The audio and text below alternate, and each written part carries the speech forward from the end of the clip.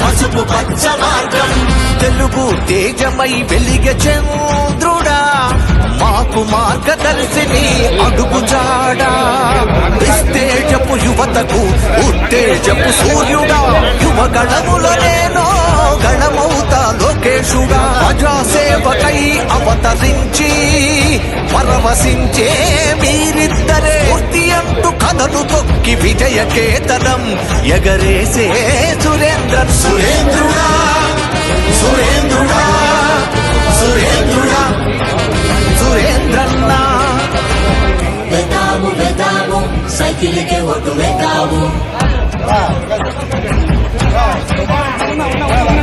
కవాలి కవాలి Telugu Desam party నాయకులు ప్రజలు అపూర్వ స్వాగతం పలికారు. ఈరోజు ఈ స్వాగతం నిజంగా ఎవరెవరు ఉన్నారో కూడా తెలియని పరిస్థితిలో ఉంది. ప్రతి ఒక్కరు సమస్యలు వింటూ ప్రతి ఒక్క సమస్యలు కూడా పరిష్కారం అయ్యే విధంగా రాబోయే కాలంలో చంద్రబాబు నాయుడు గారు ముఖ్యమంత్రి అయిన తర్వాత ఏవే సమస్యలు పరిష్కరించలేదు నేను ఏవైతే ప్రత్యక్షంగా కూడా నా వ్యక్తిగతంగా కూడా నేను ఏం చేయాలని ఖచ్చితంగా బోధిస్తున్నాను. వాళ్ళందరూ కూడా అపూర్వమైన స్పందన ఉంది. వాళ్ళందరూ ఒకే మాట చెప్పారు, మేమంతా తెలుగుదేశం పార్టీకి ఓటేస్తున్నాం, మిమ్మల్ని గెలిపిస్తున్నామని చెప్పడం జరిగింది. నిజంగా ఇది సంతోషించాల్సిన విషయం. మీరు ప్రచారాలకి పర్మిషన్ తీసుకుంటున్నారు కదా, మళ్ళీ అది పోలీస్ ప్రొటెక్షన్ ఇస్తున్నారా లేదా? మనకి ఈ రోజు నుంచి పోలీస్ ప్రొటెక్షన్ పెట్టారు, అన్ని చోట్ల బాగా పోలీసు వాళ్ళు కూడా బాగానే ప్రొటెక్షన్ పెట్టారు. ఆ పోలీసు వాళ్ళ ఈ రోజు నుంచి పోలీసు వాళ్ళ నుంచి ఏ సమస్య ఉండదని వాళ్ళు ఈరోజు మనం 15వ వార్డులో ఉన్నట్టు చూస్తున్నాం కదా, ప్రజలు ఎలా స్పందిస్తున్నారు వాళ్ళ సమస్య? ప్రజలు చాలా అద్భుతంగా స్పందించారు. ప్రజలు నిజంగా ఈరోజు మన వాళ్ళు అందరూ ఉన్నారు కదా, మీరు కూడా ఎవరైనా కలుపుకోవచ్చు. ప్రజలందరూ ముక్కుమ్మిడిగా కూడా ఈరోజు అడిగిన వాళ్ళు ఏ ఒక్క ఓటు అడిగినా ప్రతి ఒక్కరు కూడా తెలుగుదేశం పార్టీకే ఓటేస్తామని చెప్పినా తప్ప ఎవరు లేదు మేము పక్క ముఖం తిప్పుకోవడం పోవడం కూడా అట్లాంటివి ఏది చేయలేదు. ప్రతి ఒక్కరూ 100% తెలుగుదేశం పార్టీకే ఓటేస్తామని చెప్పడం జరిగింది. ఇది నిజంగా నాకు చాలా ఆనందం ఇచ్చింది, సంతోషం ఇచ్చింది.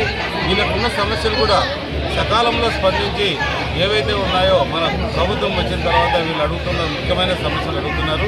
డ్రైనేజ్ వ్యవస్థ గురించి కావచ్చు, వాటర్ కావచ్చు, లేకపోతే రోడ్లు కావచ్చు, స్ట్రీట్ లైట్లు కావచ్చు, ఇవన్నీ కూడా సకాలంలో గవర్నమెంట్ వచ్చిన తర్వాత బాధ్యత నా పైన పెట్టుకున్నా. వాళ్ళు ఒకటే చెప్తున్నా, ముందు జరిగిపోయిన కాలం లేదు, ఇప్పుడు గడిచిపోయే కాలం లేదు.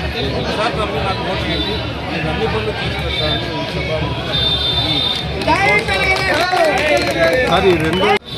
వాసన దుర్వాసనలో మనం మాట్లాడుతున్నాం.